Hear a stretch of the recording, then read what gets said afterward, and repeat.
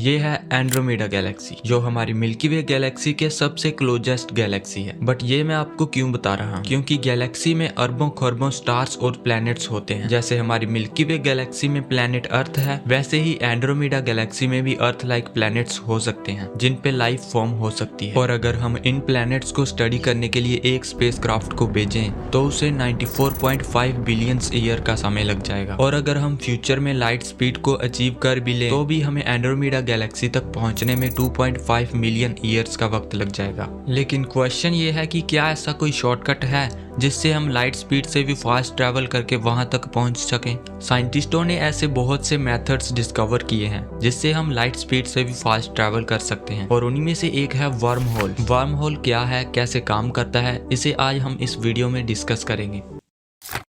1935 में आइंस्टीन ने physicist Nathan रोजन के साथ मिलकर ER पेपर पब्लिश किया, जिसमें आइंस्टीन ने आइंस्टीन रोजन ब्रिज का आइडिया दिया था, यानी वर्म होल। जैसा कि आप जानते हैं, हमारा space time 4 dimensional space time है, लेकिन वर्म होल को समझने के लिए हम इसे 2D इमेजिन कर लेते हैं। अब अगर आपको इस स्पेस टाइम में A पॉइंट से B पॉइंट तक जाना हो तो सबसे शॉर्टकट रास्ता कौन सा है पता है? अगर आपका आंसर एक स्ट्रेट लाइन है तो लॉजिकली आप सही हो, बट थियोरेटिकली एक और शॉर्टकट भी है जिससे हम A पॉइंट से B पॉइंट तक स्ट्रेट लाइन से भी पहले जा सकते हैं। क्या हो अगर हम स्पेस टाइम को ऐसे मोड़ें और A पॉइंट को B पॉइंट के एग्जैक्ट ऊपर ले आएं, जिससे A पॉइंट से B पॉइंट का डिस्टेंस कम हो जाएगा। फिर हम यहाँ पर एक होल क्रिएट करके इस शॉर्टकट से लाइट स्पीड से भी फास्ट ट्रैवल कर सकते हैं, और ये होल्स होते हैं वर्म होल्स। बट सवाल ये है कि हम स्पेस टाइम को मोड़ेंगे कैसे? 1915 में आइंस्टीन ने जनरल थ्योरी ऑफ रिलेटिविटी को पब्लिश किया, जिसके अकॉर्डिंग ग्रेविटी स्पेस टाइम में कर्वेचर से फॉर्म होती है। जिस ऑब्जेक्ट के पास जितना मास होगा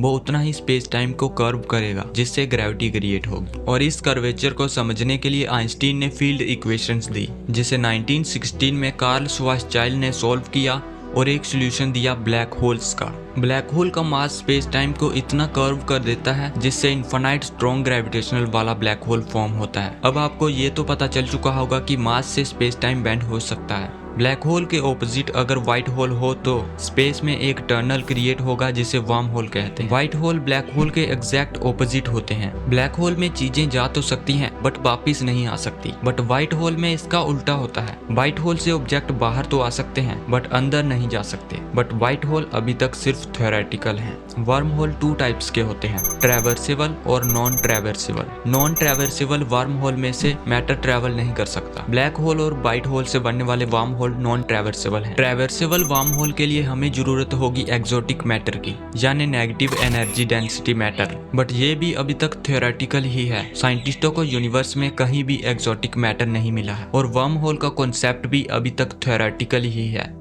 अगर आपने इस वीडियो को यहाँ तक देखा है तो प्लीज़ इस वीडियो से रिलेटेड अपना फीडबैक जरूर शेयर करना, ताकि मैं अपनी मिस्टेक्स को समझकर इस वीडियो में और सुधार कर सकूँ।